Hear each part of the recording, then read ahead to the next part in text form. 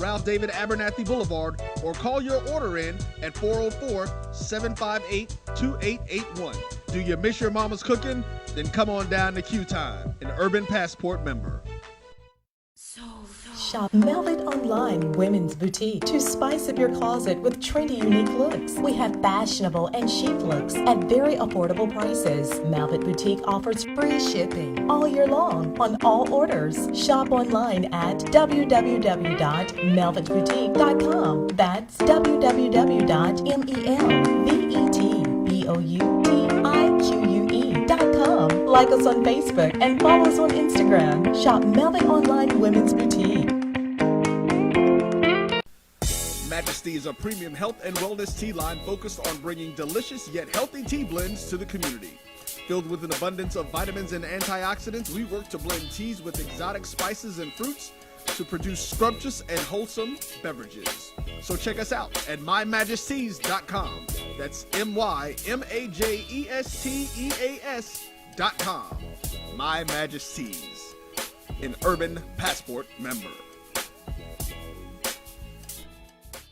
This is Brian Fulford. AD Drew and I are co-hosts of the BCSN Sports Lab. We talk about all things related to HBCU athletics. From the games, teams, coaches, and fan interest stories, we cover it all. You can find our shows on Facebook at BCSN Sports Lab, YouTube at MyJBN Online, and everywhere you listen to podcasts like Anchor, Spotify, Google, and Apple Podcasts. You can also find the show on the Jericho Broadcast Network's app.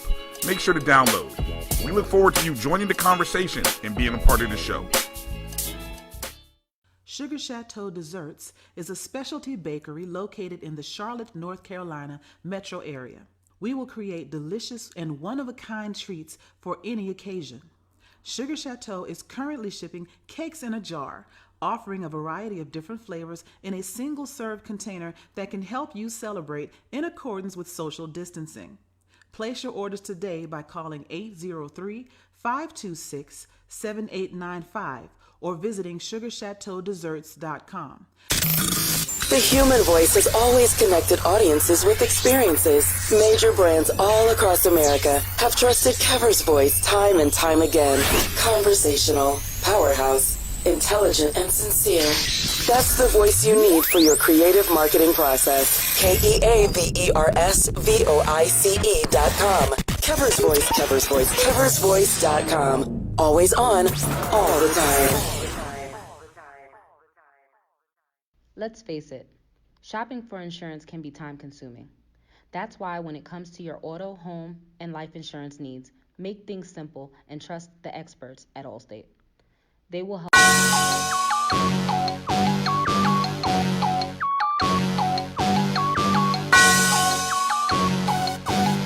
Yeah.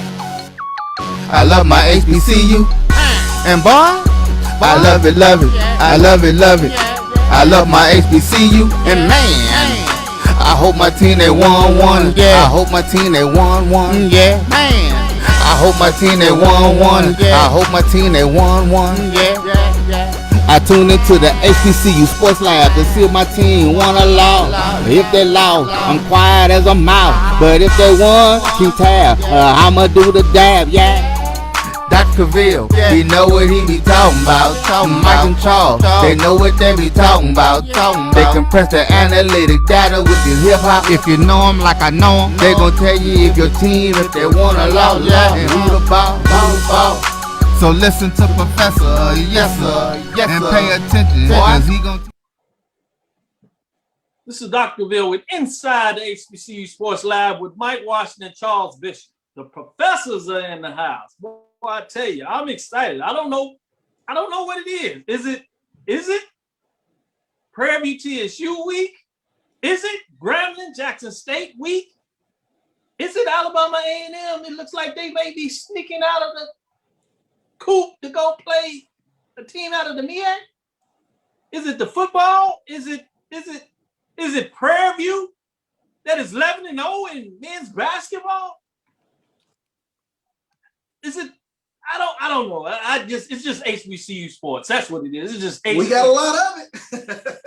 Welcome to episode 108 of Inside the HBCU Sports Lab radio show and podcast, the show that is covering the sporting HBCU diaspora all things HBCU sports for institutions large and small, from NAIA to the NCAA. We share insights and information on the HBCU sports culture, HBCU athletic aesthetics to facilitate the story of HBCU athletic programs in the business of HBCU sports. Track and field indoor. Men get it done for Alabama State. Women get it done for Prairie View A&M University. Boy, it's just a lot of news. I know y'all gonna break down some news today. It's so much out there. Can y'all squeeze it in? I'm not sure. But we got a full hour. Let's see what we can get done. I'm your host, Dr. Kenyatta Cavil, along with my co-host, Mike Washington and Charles Bishop. We are filming from our home studios and sending a signal live to our Caseways 1230 AM studios with the Texas Radio Hall of Fame, Ralph Cooper, in the beautiful home of Texas Southern University from Houston, Texas. So shout outs to Ralph as he's taking care of us, still getting us done in the studios. Appreciate all the love. Appreciate Roy in the background, BCSN. Talking about BCSN, let me give a quick plug and a quick announcement. Join the BCSN Sports Rap crew of Brian AD this Thursday, March 4th at 9 a.m. Eastern Standard Time. That's 8 p.m. Central Standard Time. And you know now that means right after our show from 6 to 7. Join them from 7 right after that as they're going to talk to you at 8 Central Time. Reaction to the show to the NAIA men's and women's basketball bracket announcement. They will give their analysis and opinions on the HBCUs that will participate in the NAIA basketball tournament. Also appearing on the live podcast will be the head coaches of most of the HBCUs that will participate in the tournament. Join them on Facebook on Black College Sports Network page and the BCSN Sports Rap page. You can check it out on the app. If you haven't, download the app, My BCSN, and YouTube, BCSN Sports Rap. You can also watch live on the internet at www.mybcsn.net and on MyBCSN/MyJBN app, available at the Apple App Store and Google Play. Check us out. All our information there. That's going to be a big one. Some of the schools that are in play that are looking to get that are confirmed in terms of coaches you want to check out. Xavier men's and women's, as they won the Gold Coast Athletic Conference. Stillman's men, they won their conference over there. Talladega men's and women's invited, or Edward Waters men's and women's, Bubble teams, and Rush women's teams. So we'll see who gets in. Big news. Want to give love to what we refer to here as the mid-major programs. They're just big as HBCU programs, just operating in a different level. With that, enough for me. Let me go to Mike Washington. How's it going, Mike? Hey, how's it going, Doc? What's going on? That's good. It's good. Go ahead. What's going on the CB? They say, Brother Mike, what's the word? Oh, look at y'all. I can't call it at all, man. I'm just here between two illustrious, scholarly. Oh, he's trying to put us up. He wants some work. That's what he had. He's paper laid or something. Hunt, Coach Walker has jumped in here. Ricky Burton, JSU at Grambling week. Yeah, let's get it. Let's go. He got his black and gold colors glasses on, so I think he's excited. Willie Alex Hine, good evening, everyone. Time for the HBCU lecture. As always, Richmond, Virginia in the house. CIAA football is here. Getting it in a lot of ways. Christopher Darrell jumping in here. Tiger Talk checking in. LaShant Harris, I should say. I was going to say LaShante, but LaShant Harris, as I should say. So with that, Mike, what are some HBCU news of the day? Give me some information. Yeah, I'm getting some tweets and some stuff on a game cancellation, but I was trying to confirm before I'm breaking it. I don't know if CB has enough information to break it, but I also wanted to harp on something you harped on earlier, that in the GCAC tournament, it was a Xavier sweep. And that is no understatement. I wanted to highlight that. The 4th-seeded Xavier Golden Nuggets. That sounds like a casino. Needed an extra frame, but basically they took out Edward Waters on its home court. I think that's important to mention. In the 16th annual GCAC tournament, I think they beat him it was like 56-50 or 56-52. And, then turn around, and then the men did the same thing. taking out Talladega, top-seeded Talladega, which basically held the lead in the conference the whole season. So, but a huge run in the game, somewhere in the game, not to get into details, but a huge run in the second half led them to a 70-60 win and a second straight championship for Xavier. So congratulations to them both on the men's and women's side for their sweep. Double dip. It's always nice when you can get it done twice. Oh, yeah, no doubt. Let me give a shout out to Alana Shaw. He's going to take care of me, make sure I have some gear for the lead. He wants to make sure Aggie Pride is represented. I don't blame him. They're doing so well. As he said, classes in session, taking notes. Aggie Pride. Dave Mack, he's done some videographer work for us, so we're bringing him in the fold. Obviously, many people know about his photography work that he does. He's one of the best out there. Jared Boone says, what's up? Jay Boone. Keith Martin, got love in the house. Dwight Moore. Talking about good evening, sports professors from the Big D. Go Jags. Man, I'm telling you. Let's go. Yes. Trudy Jackson. We said Joe Walker giving some love. Keith Martin, he's right. JSU Lady Tigers still balling, no doubt about it. Boy, that matchup between Alabama State and Jackson State, the second round back in Jackson, that's when you got your eye on. Don't sleep. Them young ladies are getting it done in so many different ways. They're playing some good basketball there. Fred Whitten is giving us some love. Winston-Salem State, HBCU Heritage Center in the house. No doubt about it. Marcelo Gordon. With that, Charles, give us some more news of the day.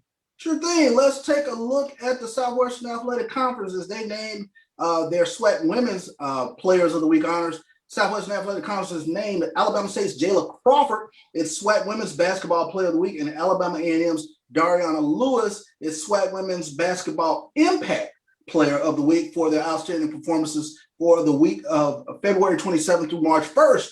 Jayla Crawford from Birmingham, Alabama, she finished the week averaging 21 points per game in a pair of wins over Texas Southern and Prairie View to close out the home portion of the regular season schedule for Alabama State. She scored 21 points versus Texas Southern while adding 5 rebounds and 3 assists. She also scored 21 points versus Prairie View to go along with another 4 rebounds. Dariana Lewis from Omaha, Nebraska, she had impressive numbers as well, averaging 17 points, 11 and a half rebounds, 3 blocks, 2.5 assists over 2 games while shooting 66% from the field. She opened the week with 18 points over Prairie View, 13 rebounds, 4 assists, 4 blocks.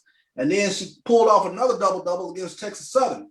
In that contest, she finished with 16 points, going 7 of 10 from the field, 10 rebounds, and 2 blocks. And I tell you what, huge week for both of those ladies in terms of being named SWAC Player of the Week honors.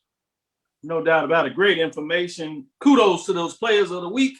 Always nice when you get it mentioned by the conference in terms of you putting in their work.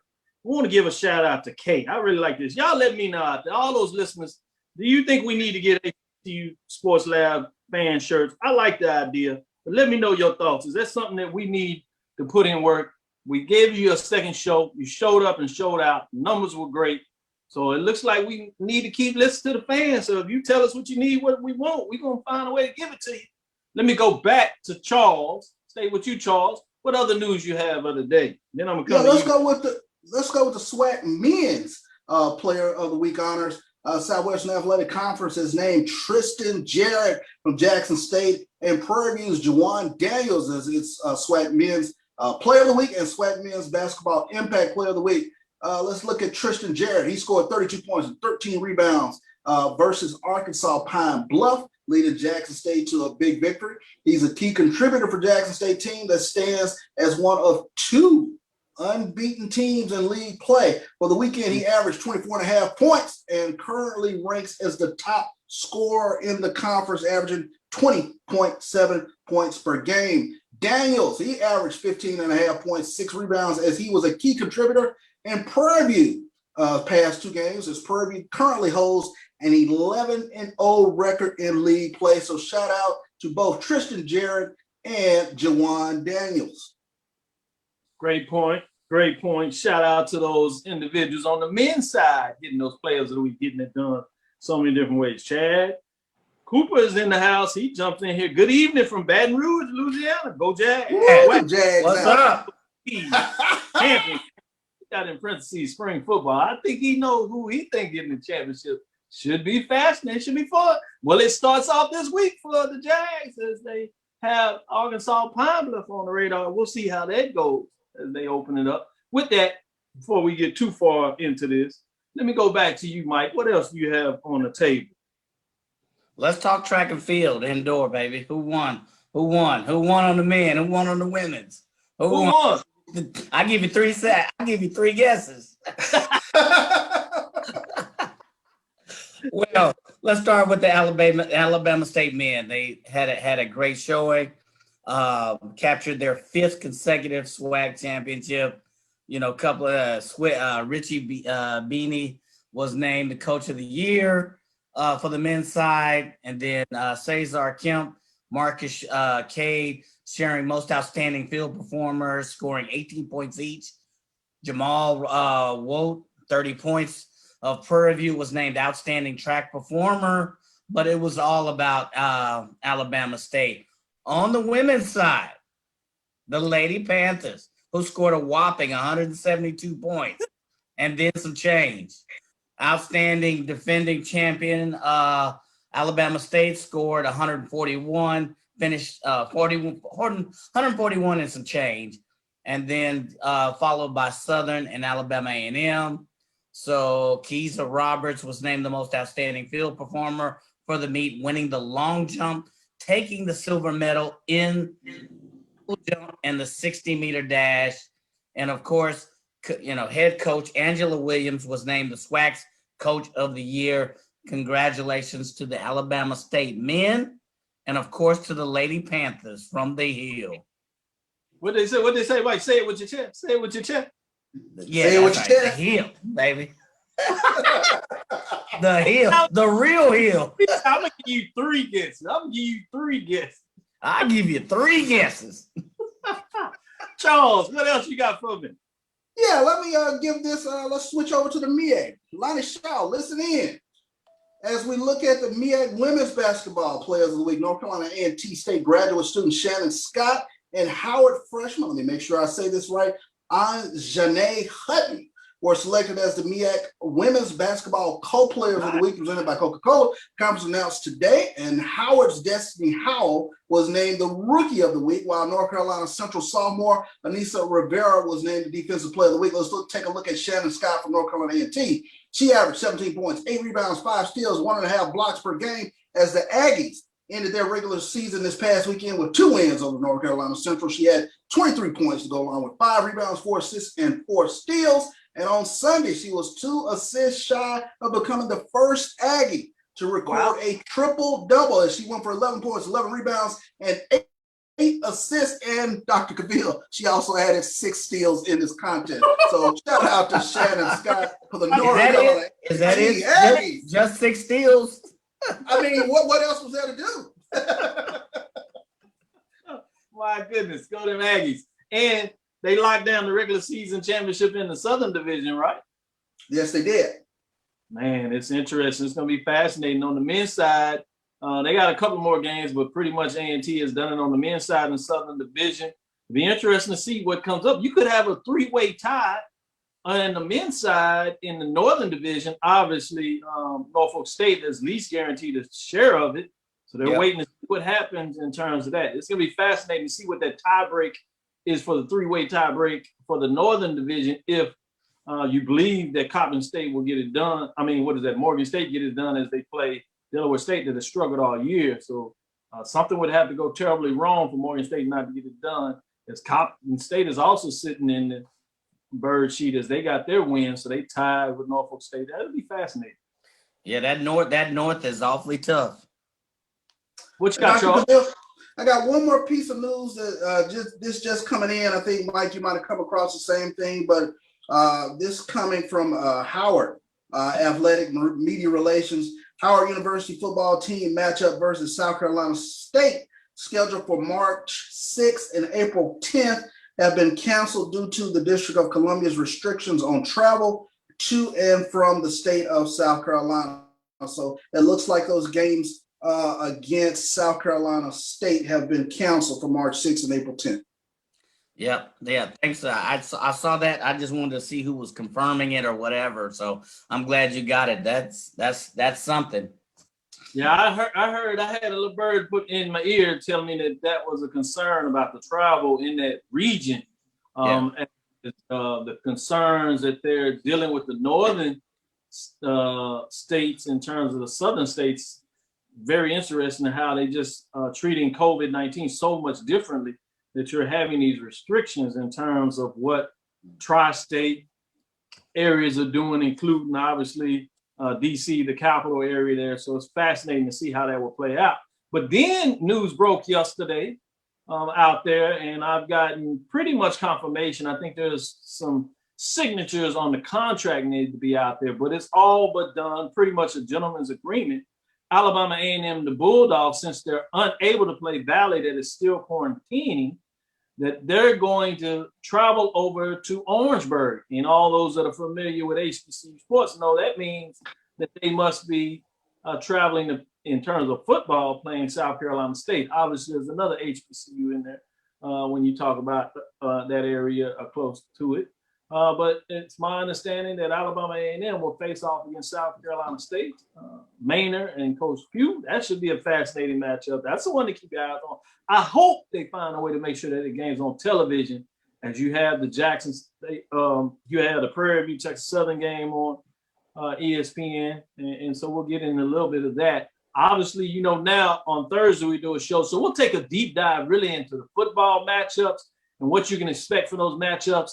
Check us out again on Thursday. We'll take a deeper dive in terms of the games coming up this weekend, but we just wanted to give you some information on that. I also want to share on this as we move forward and we can start getting into the matchup between Alabama State and Southern and see what you thought on that. But before we do that, I did want to jump out there. This is some big news I thought was good. Another reason to give mid-major programs, this time out of the SIC, give them some love. You got Tuskegee back in Labor Day Spotlight. ESPN Events has launched a new event featuring Tuskegee University with the creation of the Red Tails Classic in honoring of the Tuskegee Airmen who fought in World War II, as all of us know here, but fascinating. Tuskegee University and Fort Valley State will play in the inaugural game at the Crampton Bowl in Montgomery, Alabama to open up 2021 college football season on Sunday, September the 5th, 7 p.m. on ESPNU. Fort Valley State and Tuskegee are both members of the Division II SIAC, better known as the Southern Intercollegiate Athletic Conference, as you know. The SIAC did not sponsor football during the 2021 academic year due to COVID-19 pandemic, but they look like they'll be coming back in style. That means that 660 calendar days before they kick off. People will be excited and packed for that matchup as people are going to get back into it.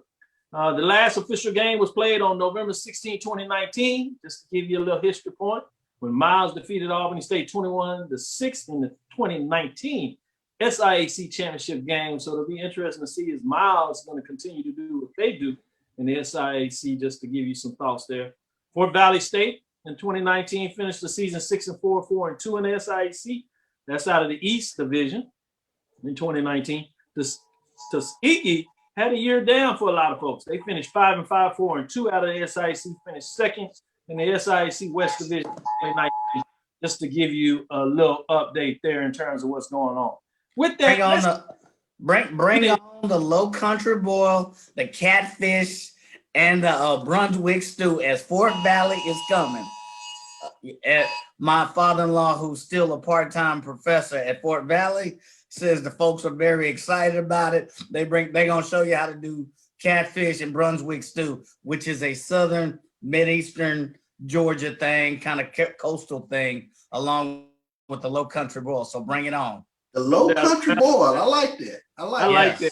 Well, I'm glad you shared that, Mike. We need to make sure people understand, because they don't really understand your pedigree in terms of how you travel and how you have a love for really understanding food, particularly from a tailgate perspective. We might have to sneak some of your tailgate recipes back into this. Many of these people may not have heard your ability to get down like that. Lawrence D. White said, checking in from Big D, PV Nation, Women's SWAC Indoor Championship. Yep. AD is happy about TU. Say, you know. Anthony Weston says, a thing SU got really lucky. I think Christopher Darrell say, "What up, HBCU Sports Lab? Tiger Talk, hashtag tuning in. Appreciate the love, no doubt about it." Trudy Jackson's wanted Anthony Weston to know, not at all.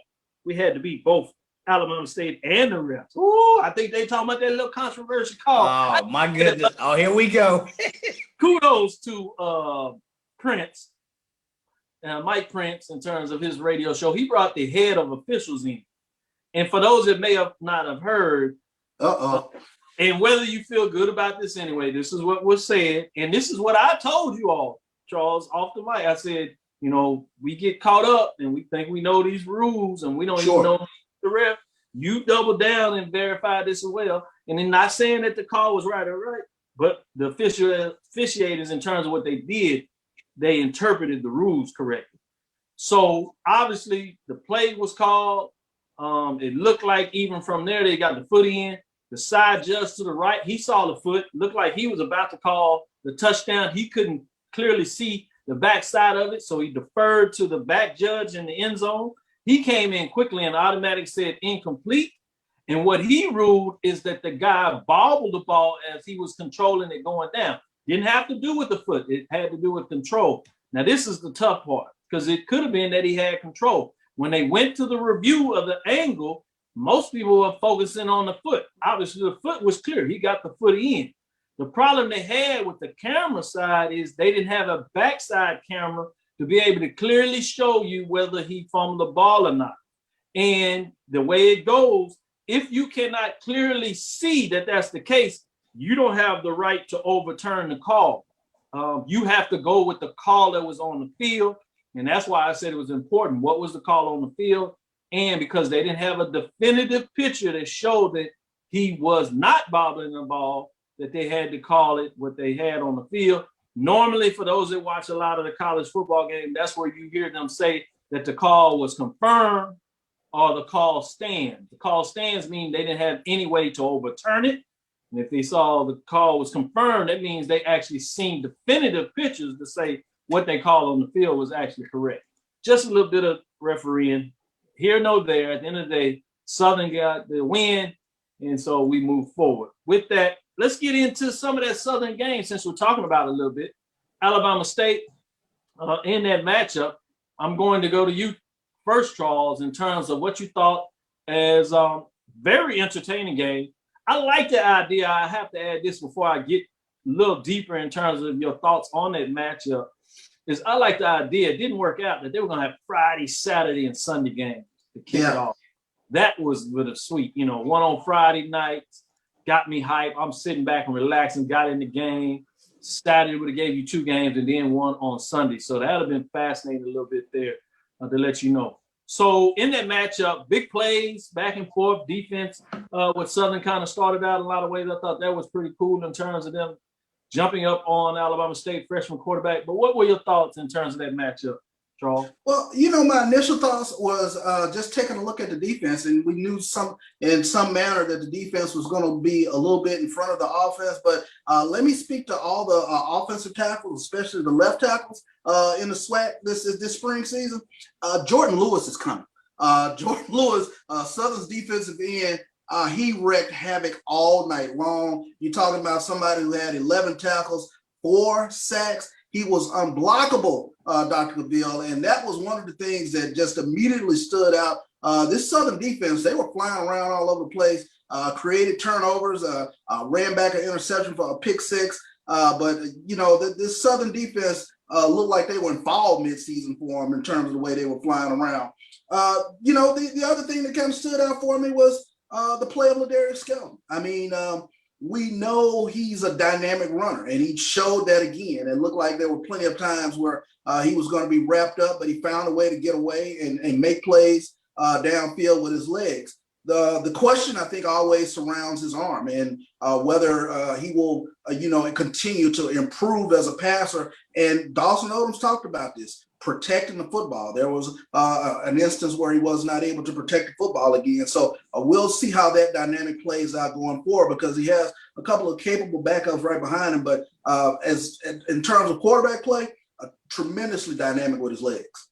No doubt about it. Let me go to Mike and get your thoughts on the matchup, what you're seeing in there in terms of the matchup. You catch us and stick with us. We're adding some different fault lines so you can see some of the pictures of that game. That's courtesy of 360 in terms of J-Mac giving us some love, putting in the work. So with that, Mike, what were your thoughts in terms of how that game turned out? What stood out to you? Yeah, I think I would like to tee a little bit off of what CB was saying. Going into the game, you asked, well, is Southern going to win? And if they were going to win, how are they going to win? They're going to run the ball, stop the ball. Ladarius Skelton was going to be a key to that offense. He's a top runner. He's a top passer. So there's going to be some kind of passing game. The good news is he had about 135 yards passing. The good news is he's your leading rusher with 72 yards. The bad news is he's your leading rusher.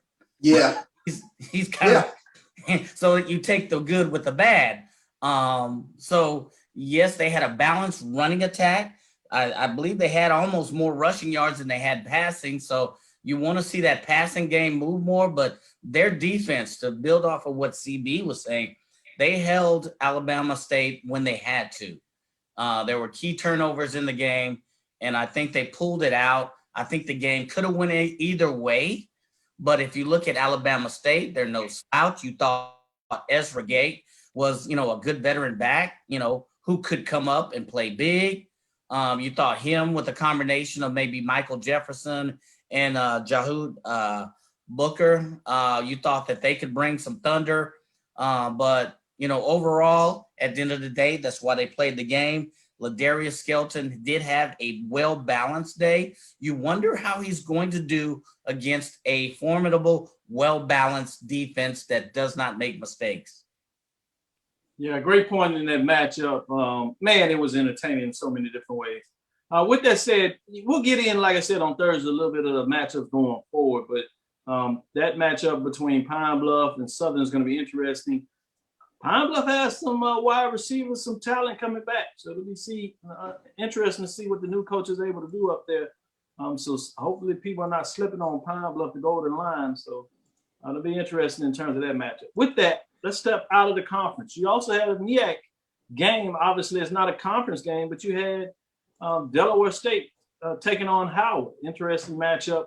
2-3 for most of the game there, and then they broke out with touchdowns late. Delaware State was able to get the win in that matchup. Fascinating in so many different ways. What were your thoughts on that Delaware State Howard matchup, Mike? Yeah, I thought it started out like a baseball game. Like you said, couple of mistakes. You wonder if it was the beginning of the season, if it was the spring. Delaware State, jumped off to a slow lead, but Howard was slow to get started.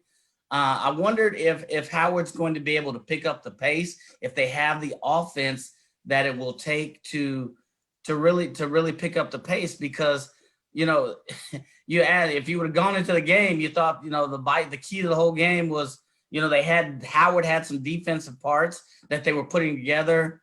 You thought Delaware State didn't exactly live. They didn't live on both sides of the ball in 2019.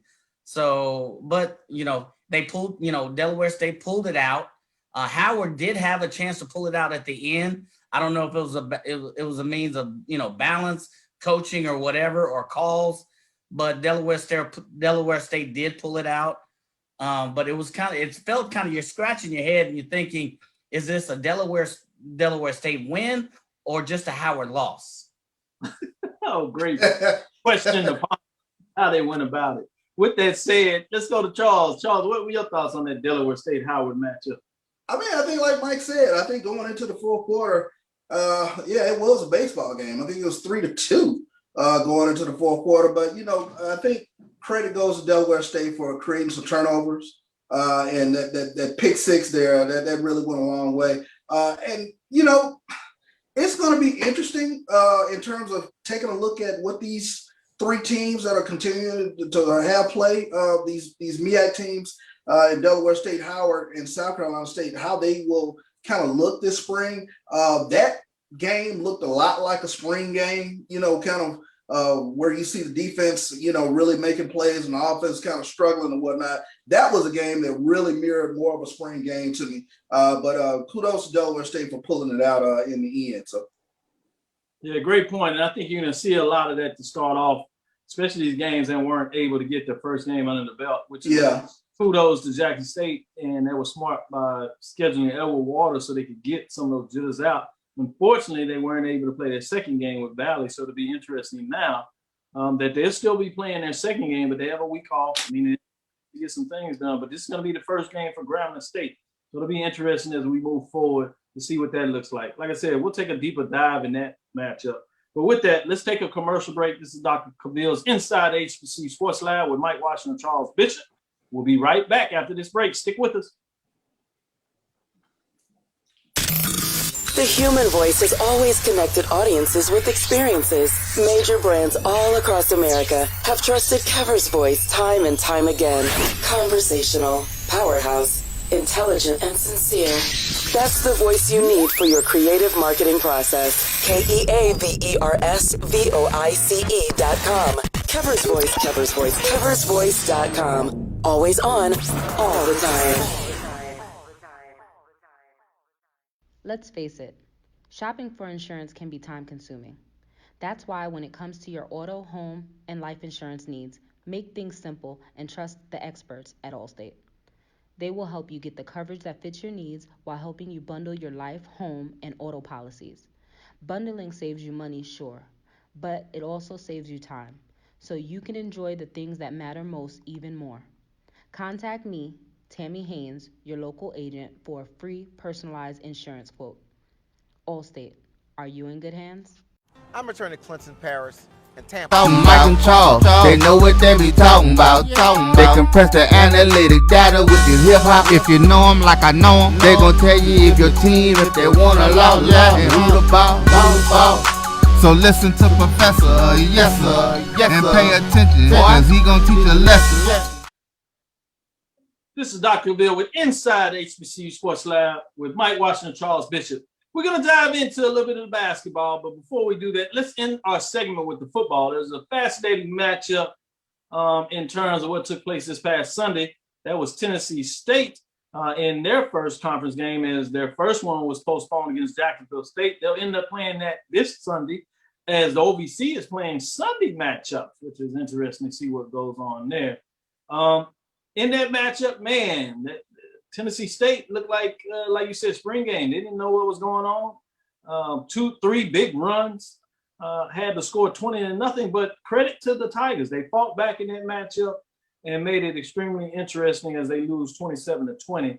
Let me go back to you, Mike, in terms of what were your thoughts in terms of the Tennessee State game that they played, conference game they played out of OVC this past week?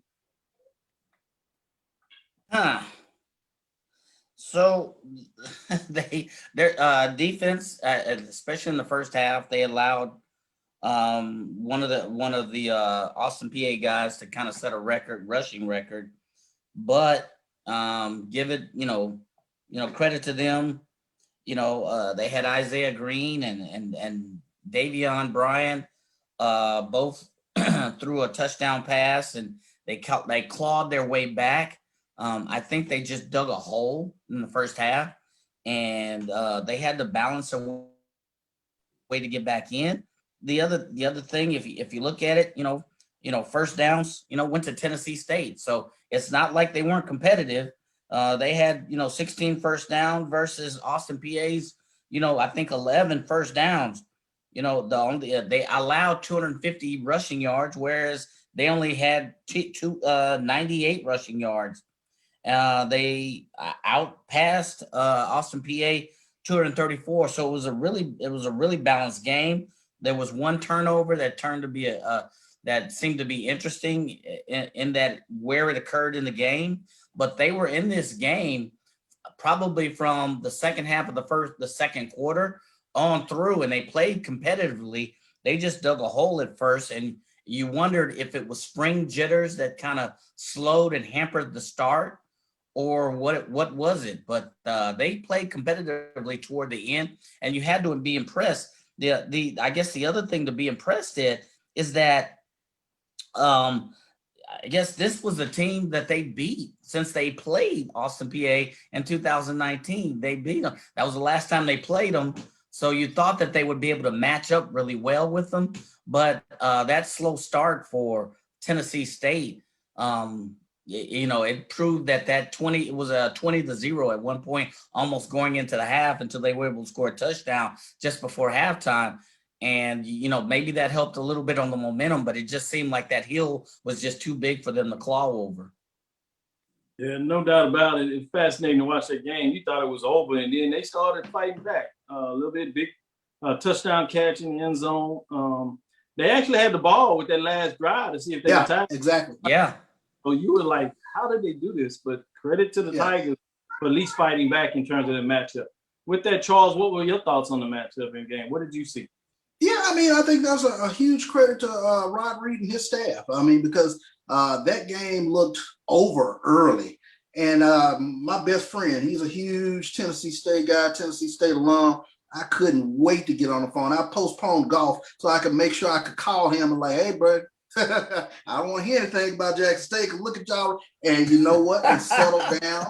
I give them credit. They settled down. Isaiah Green was able to do some great things against Austin P. And they, like you said, they had an opportunity at the end there to come up with the win. But, they gave up 186 yards to Austin P in the first 3 plays, if you will, of a quarter. And then the rest of the game, they only gave up 181 yards. So credit to the defense for stepping up and keeping Tennessee State in that game. But with Tennessee State, they normally have some really good talent. We knew that they would hopefully settle in at some point. I think they'll make some noise in OVC. Yeah. That if anything, I think they'll make way more noise than they made in 2019 than at least in 2021 at some point. Mm-hmm. J-Mac said the announcers put him to sleep on the game. The one thing is you don't like that Brian Sneed had 21 carries and 227 yards. He had some huge runs for Austin Peay. He got that in the first quarter. Yeah, he got it in the first quarter. He had like 2 games in 1 quarter. You like, how did you do that? After that, but it was like too little, too late in so many different ways. But let's switch gears. Let's get into some basketball. We still got basketball going on. It's some good basketball going on. With that, Aggie, man, they take down their rival, North Carolina Central, and sweep. They bring out the brooms, sweep the season, boy. That game went down to the wire. It was entertaining. I got time to watch that. Tough call, man, as the Eagles do not believe in sharing the ball a lot, but the best player tries to put it in his hands, and you certainly can appreciate that. But credit to the Aggies as they lead the Big South in terms of the regular season champions in the Southern Division and defeating their rivals, North Carolina Central, twice. So 55-53, narrow win, but they get it done in the Corbett Sports Center as they continue to move forward. I thought that was fascinating so many different ways. Any thoughts on that North Carolina Central, North Carolina A&T matchup? Coach Wooten and obviously the partnership, the show that he's doing with Chris as he's has the NBA and the All-Star Weekend shining a light on HBCU. So fascinating in such a way. I got a chance to see the Chris Paul Why Not Us series, if you would. Though I saw the first 4 or 5. Oh man, it was riveting. It had you interested. Coach Mouton, I can see why he can recruit so well, and certainly he has a way when you get inside the locker room. Like a lot of coaches, you don't get to see it and you think about them on the sideline, but when you get a chance to really feel their pulse, and the ones that can do it and do it well, man, it's fascinating when you see that. But Charles, what were your thoughts in terms of that matchup? Huge game, Cameron Langley. He's been steady for A&T all season. And for our SWAC basketball fans, Cameron Langley kind of brings you in the mindset of a Michael Weathers at Texas Southern or a Cam Mack at Prairie View, these combo guards that get everybody involved in the game and they can score as well. So Cameron Langley, another huge game, 12 points.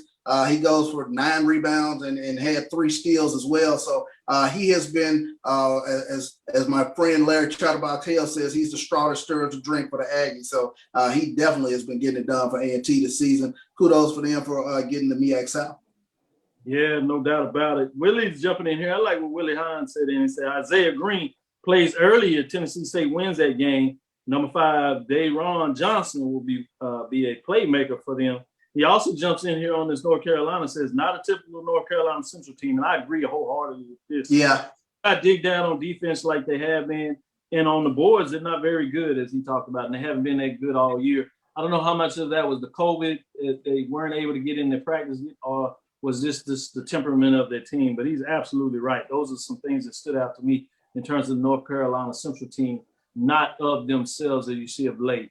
With that, we'll get into the polls, but I want to get to some of these teams that weren't necessarily in the polls. Obviously, A&T is, but I want to talk about Hampton. Hampton had a big soft. Obviously, they will start the tournament. They were in that first round game against Presbyterian, and they get a big 3-pointer with 2.9 seconds left in that Hampton game by Raymond Bethia Jr. And Pirates get out of the 67-65, that opening round game, but they fall in the next matchup in that 2021 Hercules Tires Big South Men's Basketball Championship game that started Saturday. And then they took a loss to Radford that was ranked higher than them in there, and they couldn't make the run like it did last year where it went all the way to the championship game. Couldn't quite get it done, not this year. With that, let's get into a little bit of the polls. Obviously, basketball rankings on the women. Top team in the SWAC is Jackson State in terms of what's going on ranking-wise as they continue to get it done. North Carolina A&T, obviously, the women in terms of what they're doing overall. So just give you some indication of what's taking place there. I want to get into my poll rankings, give you a chance to see what you think about what's going on here. Not a lot of changes.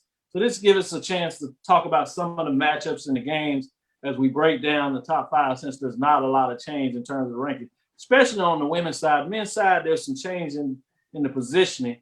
Receiving votes, just still outside of the top 5 as things are solidifying in terms of where teams stand in their conference standings, if you would, as well as in the top 5 poll.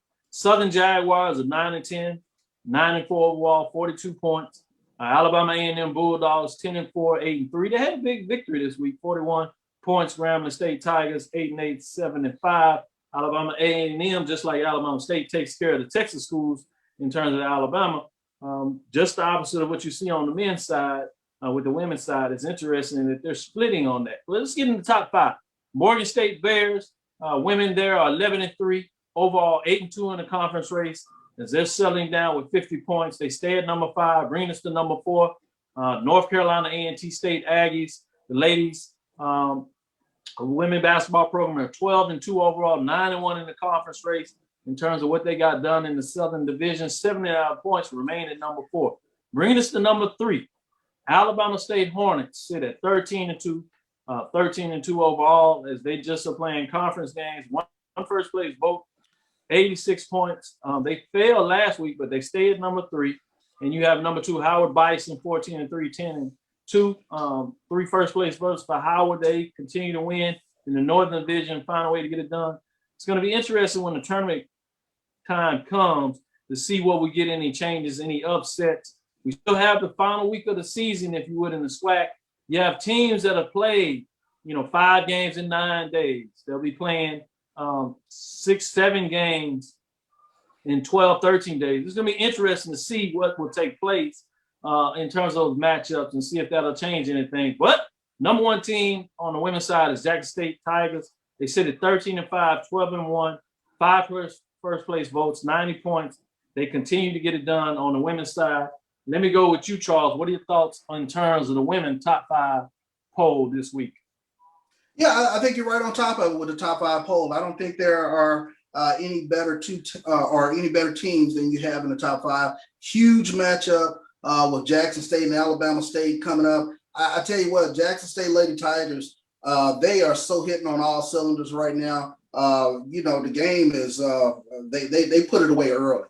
if you will. And they really just beat you up on the boards in terms of what they're able to do with Amisha Williams. She is, a star in the league, a double-double machine as always. But Deja Rogan, she is the SWAC's leading scorer. When she gets hot from the perimeter, look out, you're in trouble. She leads the SWAC with almost averaging 18 points a game. And then you have contributions coming off the bench now for Jackson State. So, their rotations are set. Their roles have been defined. They are just one of those teams hitting on all cylinders. It's going to be a fun one going up against Alabama State this weekend with the 1-2 punch of Shemaya Ward and Ayana Emanuel. Alabama A&M, they're only playing, 7 players deep. Any concern about Alabama A&M? They're really playing well. This is a team that is not in top 5 program, not even receiving votes, but they're really tough. And are they being overlooked? Is this a team that will scare you? Sticking with you, Charles, and then I'll switch over to Mike to see what you think on the top 5, and you can get in on your thoughts on Alabama A&M as well. Very much a team that can scare you because Dariana Lewis, much like Amisha Williams, can really score from the inside. Those easy buckets, if you will. But also Deshauna Harper. They have 2 players that once they get cooking, they can give you fits. And like I said, Dariana Lewis and Deshauna Harper are both players that can really get going and give teams all sorts of fits. So that's a team that I definitely don't want to sleep on. We looked at them as the season started to be one of the elite teams in the SWAC. Alabama State really, wasn't exactly on the radar as the season started off, but they've proven themselves to be one of the elite teams. But Alabama A&M, that's a team that you definitely want to keep your eye on because, like I said, they have a couple of players that can really get it done.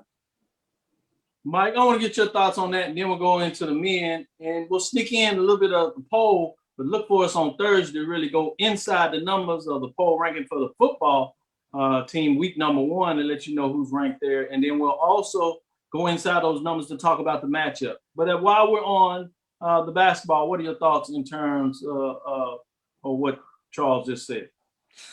Yeah, I think, let me start with your poll. Poll's okay with one little tweak. I don't know. I think Howard may be a little bit overrated. And here's why I say that.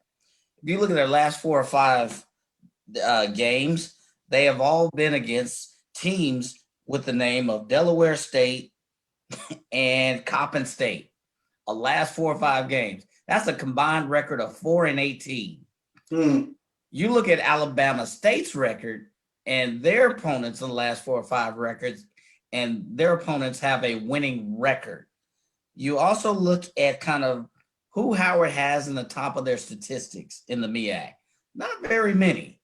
You look, however, in the SWAC, and you look at who's in the top. Who's in the tops for scoring for Alabama State? You've got Ayana Emanuel. You've got Amisha Williams. You've got some real scores. So they don't play each other. It's tough to gauge, but that's the only thing in that poll. I wonder if Howard may be a little bit overstated because they've only really played people in their division, which seems from a strength standpoint a little less strengthened than other divisions. That's the only thing. They're playing well. Kudos to them. But I kind of wonder if it shouldn't be just be Jackson State and Alabama State. Maybe Howard's a 3 and 4 because North Carolina A&T is playing really well as well, always. I like that. Great point that you make there. I think you could make that argument that Alabama State should be ranked number 2 versus Howard being ranked number 2. Flip them up. You can flip them in the poll. But either way, you have a 1-3 matchup, 1-2 matchup based on what Mike sees. So that Alabama State, Jack State should be one to remember. And it's going to be for the regular season conference championship for the most part. So be interesting to see how that goes down. Let's jump into the men's as we start to head into the top and get prepared to close out the show. Let me do the men. Receiving votes, Coppin State Eagles, 7-12, 6-4. Again, as we said, they have a share of the championship as they continue to get it done in the MEAC North. But then you have Alcorn State Braves that's playing some good basketball. They're on the rise, 5-9, 5-4. Surprise for a lot of people in terms of first-year coach getting it done in a lot of ways. Give some credit to the Braves. They're finding a way to at least receive votes. We'll see what your thoughts on that are. Then we have Morgan State Bears sitting at 11-6, 6-4. Can't squeeze back into that top 5. Texas Southern lost to Prairie View, but then they continue to win after that, and they jump in here and stay at number 5. The Tigers sitting at 7-8, 4-3 overall. They continue to get it done in a lot of ways. At number 4, North Carolina A&T State Aggies, and they rolled on the road while Prairie View had some trouble in some of their matchups. Texas Southern took it to both Alabama State and Alabama A&M, unlike Prairie View. North Carolina A&T State Aggies sit at 9-10, 5-1, 68 points. Stay at number 4, bringing us to number 3. Norfolk State Spartans sit at 12-7, 7-4, 79 points, remaining at number 3, as we say. At number 2, Jackson State Tigers. They continue to win, sitting at 7-5. In terms of the rankings here, a little bit off on those records there, as they sit at what, 9-0, I think it is, in the conference race. 2 first-place votes, as the Panthers sit at 11-0 in terms of the conference race, and they have the number 1 ranking this week. What are your thoughts on Prairie View? Continue to get it done. They continue to be ranked number 1 this week in week number 9.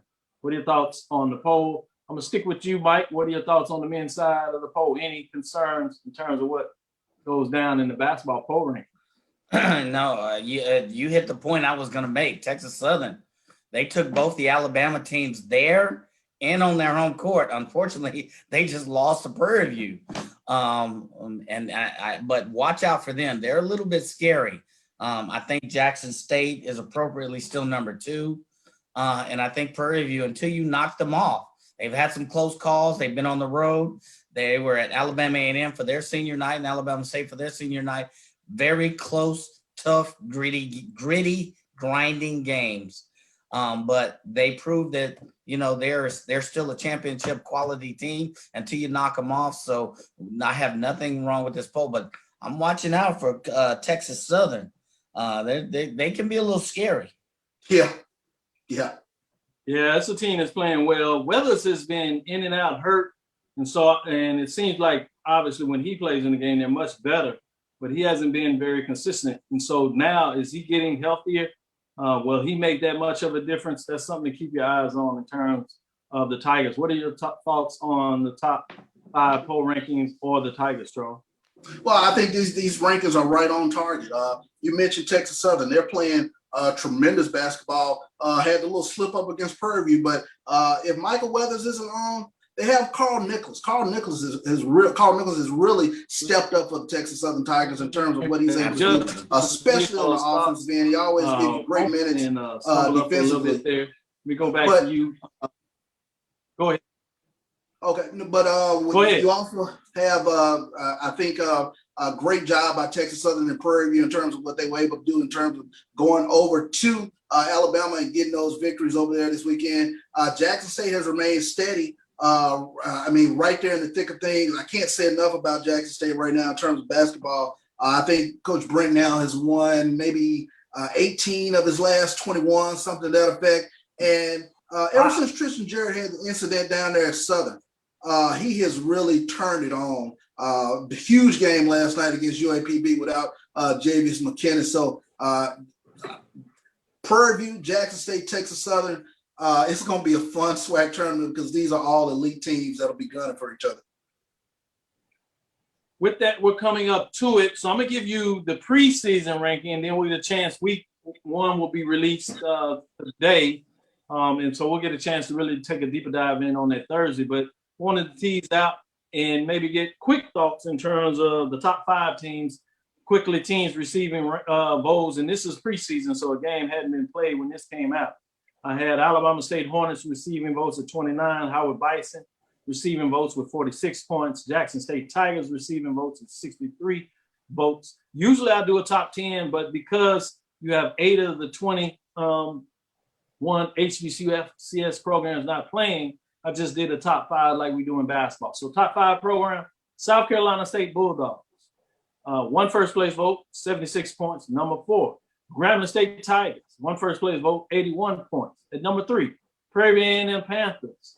2 first place votes, 97 points. And number 2, Southern Jaguars. 3 first place votes, 106 points. And number 1 is Alabama A&M, 5 first place votes, 112 points in terms of the top 5 teams. Obviously, Alcorn State was not included in the preseason rankings. By the time this came out, I redid the poll rankings and so pulled them out. So the top 5, 1 minute in terms of your thoughts, Mike. Tell me, you agree or disagree? I agree for the most part. I probably had Southern somewhere a little bit higher, number 1. I understand the reasons for Alabama A&M, but for whatever reason, I had Southern a little bit higher there. There's consideration also for Jackson State at number 5, but I think you're just getting a new coaching staff in. You're just getting some new players in. I think the spring is kind of going to be an assessment for them. It's going to take some time for that team to mold and gel. I agree for the most part, but I almost wonder if Southern is your number 1 team as opposed to Alabama A&M. Charles, quick, 1 minute. You see, Mike doesn't know how to tell time. That was 1 minute and some seconds. Go ahead, Charles. I take a look at Alabama A&M, Aquil Glass, and 2,000-yard receivers, and also an NFL prospect at tight end. So Alabama A&M coming in at number 1, not surprising at all. I think they have the best quarterback in the SWAC. Southern, we saw against Alabama State, they're going to have one heck of a defense. Offensively, we'll see what they can do from an offensive standpoint. I like Ladarius Skelton, but he has to get it done well with his arm. Prairie View, can they knock off Southern over there in the West? That's going to be very interesting. 9 defensive starters coming back for the Panthers, but we know Coach Dooley, he'll throw that ball around a little bit. So whenever Southern and Prairie View link up, that's going to be a fun one. If there's ever a year for Prairie View to knock them off in the spring, absolutely, yes. Mike's a little confident after he saw that Friday night Alabama State Southern game. He's feeling a little better about the Panthers in terms of what's going on. We already thought highly of them. With that, we're out of here. Check us out on Thursdays. We come back and go really inside the numbers and talk about the matchups that will be coming up this weekend. In terms of some of the basketball matchups, we'll give you the final week as we start looking at the seeding for the tournament, and then we'll get into the big football matchups this weekend, going down those key games: Grambling, Jackson, Prairie View, Texas Southern, Southern Pine Bluff. Some good games on the radar in so many different ways. Alabama, are they going to South Carolina State? That'd be up there for us to catch up. So we'll check it out as we see as Valley obviously is still on COVID protocol, so we know what's going on there. Thank you for listening to Inside the HBCU Sports Lab. Make sure you share our podcast with your friends and colleagues. Shout out to all the lab folks out there giving us love today. Appreciate you. I am Dr. Kenyatta Cavil, the Dean of HBCU Sports, with Mike Washington and Charles Bishop. Thank you for listening to us and breaking down your top 5 matchups. Hope you liked the show today. Again, we thank you for listening to Dr. Cavill's Inside the HBCU Sports Lab with Mike Washington and Charles Bishop every Tuesday and Thursday right here at 6 o'clock. We look forward to next week as we will discuss the latest in the lab. Follow me, Dr. Kenyatta Cavil, Twitter, Facebook, and Instagram. It's DrKenyattaCavil. It's DrKenyattaCavil. Inside the HBCU Sports Lab 1 on Twitter. Check us out on Instagram, Facebook, and Twitter as well. Dream big and continue to move forward. We will talk with you soon. Course. Lecture. Mike? Dismiss.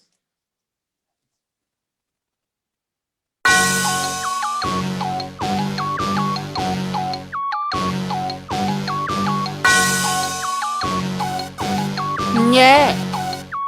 I love my HBCU. And boy, I love it, love it.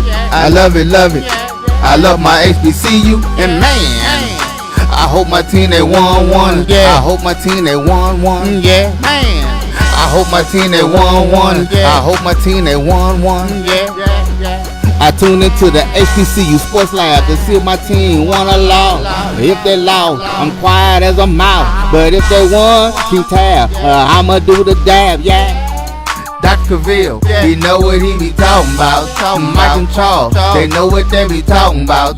They compress the analytic data with the hip hop. If you know them like I know them, they gon' tell you if your team, if they wanna loud, and who the ball. So listen to Professor.